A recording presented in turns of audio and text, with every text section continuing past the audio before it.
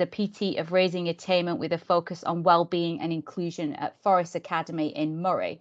And Sian has been part of the Equity for Improvement programme, and she's going to talk a little bit about it today. Would you like to tell us a little bit about your project, what it's all about? Okay, so part of my remit was to look at the attendance, which is obviously a really overwhelming title.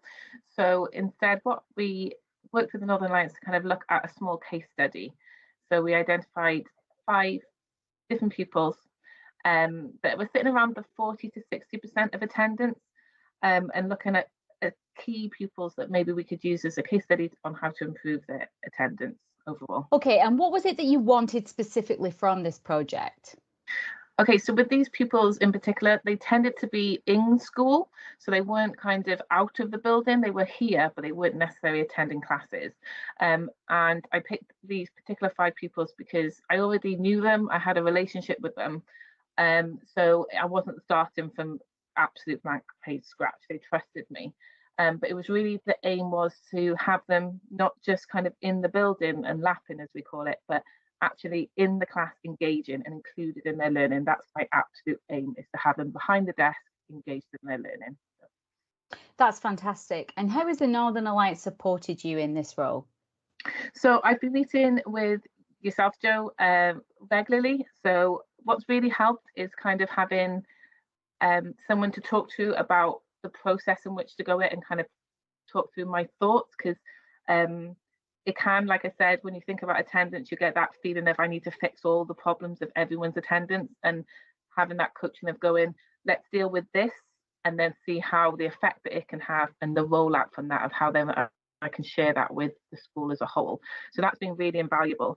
And also kind of being passed on, as teachers, we can get overwhelmed with different government legislation, and really kind of filtering through what bit I need to read, and being passed on that really important information that's going to help me with this particular project.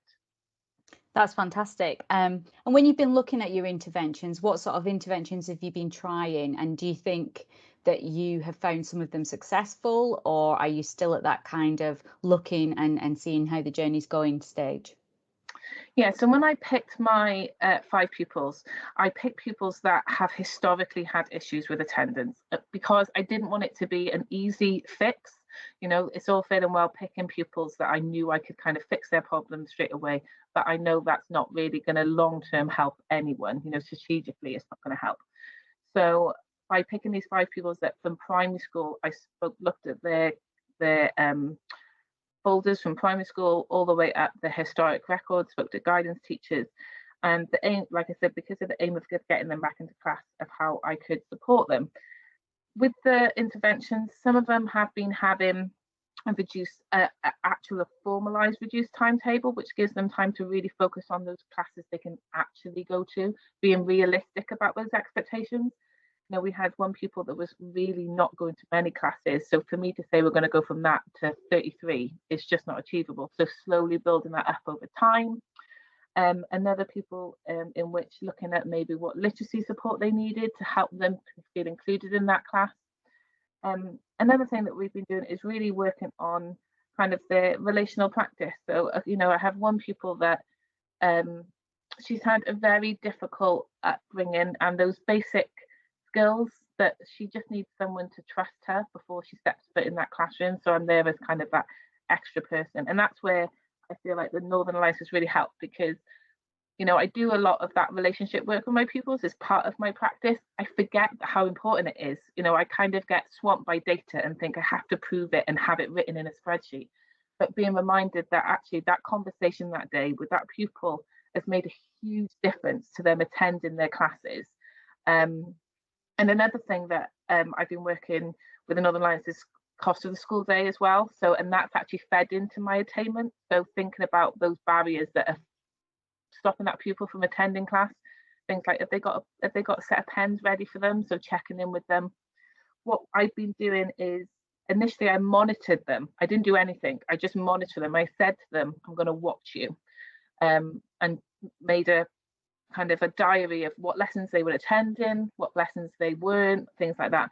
And then we looked at those triggers. So we realized that one pupil, she never turned up to period 7. She found the end of the day really tough. So how could we do that? So then we had kind of a cool down session at the end of the day. So that really helped. And now we're slowly getting her back into class. The biggest issue at the moment is we're so close to Christmas. Some of these pupils are struggling because Christmas is a really difficult time. So I'm not quite at the point yet of evaluating it, of its success. I'm still kind of working on those interventions. So I had a meeting today with one of those pupils' families of how in the January we can again improve her attendance. So we're not quite there yet, but I'm definitely seeing small improvements that are happening, and knowing that I'm an extra person that's watching their attendance, I think, is having an impact in itself. That's fantastic. Thank you very much.